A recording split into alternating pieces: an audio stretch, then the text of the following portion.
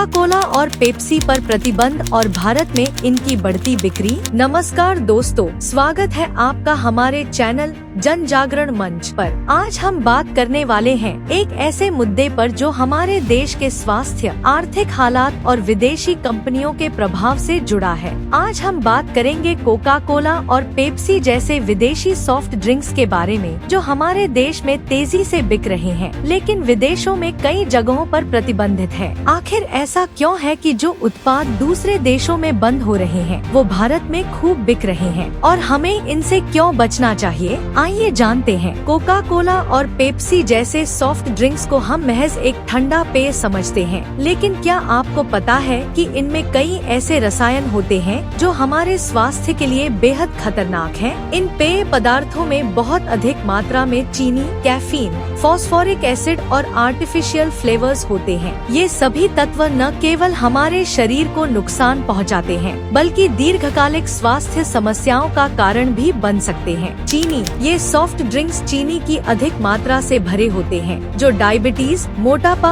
और हृदय रोग जैसी समस्याओं को बढ़ावा देती है। कैफीन। अधिक कैफीन लेने से नींद की समस्या, चिंता और दिल की धड़कन बढ़ने जैसी समस्याएं हो सकती हैं। Phosphoric acid. इस रसायन से हड्डियों की कमजोरी, दांतों का खराब होना और किडनी की समस्याएं हो सकती हैं। कोका कोला और पेप्सी पर विदेशों में प्रतिबंध। क्या आपको पता है कि कई विकसित देशों में कोका कोला और पेप्सी पर प्रतिबंध लगा दिया गया है? यूएस में नियम। अमेरिका के कई राज्यों में स्कूलों और सार्वजनिक स्थानों पर इन पेय पदार्थों की बिक्री पर प्रतिबंध लगाया गया है। इसका मुख्य कारण बच्चों में मोटापे और स्वास्थ्य संबंधी समस्याओं को रोकना है। यूरोप के कई देशों ने सॉफ्ट ड्रिंक्स के खिलाफ सख्त नियम बनाए हैं। इटली, फ्रांस, नॉर्वे और डेनमार्क जैसे देशों में कोका कोला और पेप्सी जैसे पेय पदार्थों पर टैक्स लगाया गया है, ताकि लोगों को इनसे बचने के लिए प्रेरित किया जा सके।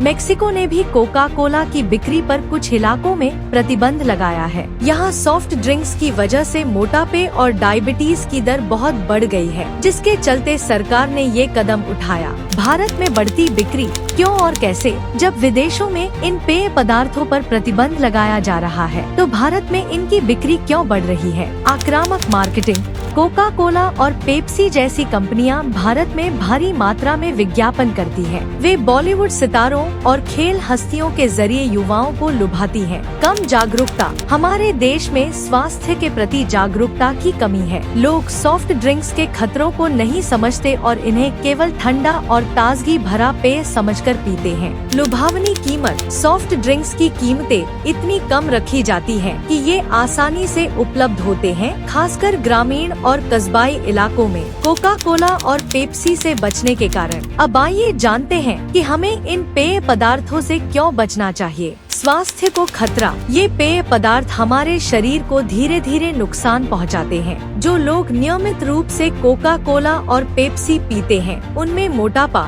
डायबिटीज, हृदय रोग और पाचन संबंधी समस्याएं देखने को मिलती हैं। भारत के प्राकृतिक संसाधनों का दुरुपयोग। कोका कोला और पेप्सी जैसी कंपनियां अपने कारखानों में बड़ी मात्रा में पानी का इस्तेमाल करती हैं। इसके कारण स्थानीय जल संसाधन खत्म हो रहे हैं और किसानों को पानी की कमी का सामना करना पड़ता है। भारतीय अर्थव्यवस्था को नुकसान। ये विदेशी कंपनियां भारत में करोड़ों रुपए का मुनाफा कमाकर अपने देश भेजती हैं। इस तरह भारतीय पूंजी का बाहर जाना हमारे देश की आर्थिक स्थिति पर नकारात्मक प्रभाव डालता है। स्वदेशी विकल्प अपनाएं। अब सवाल यह उठता है कि जब हमें सॉफ्ट ड्रिंक्स से बचना चाहिए, तो हम क्या पी सकते हैं? नींबू पानी। नींबू पानी एक सस्ता और सेहतमंद विकल्प है, जो गर्मियों में ताजगी देने के साथ ही स्वास्थ्य के लिए फायदेमंद है। छाछ भारतीय परंपरा का हिस्सा है और यह पेट के लिए फायदेमंद है। नारियल पानी एक प्राकृतिक पेय है जो शरीर को ठंडक और ताजगी देता है।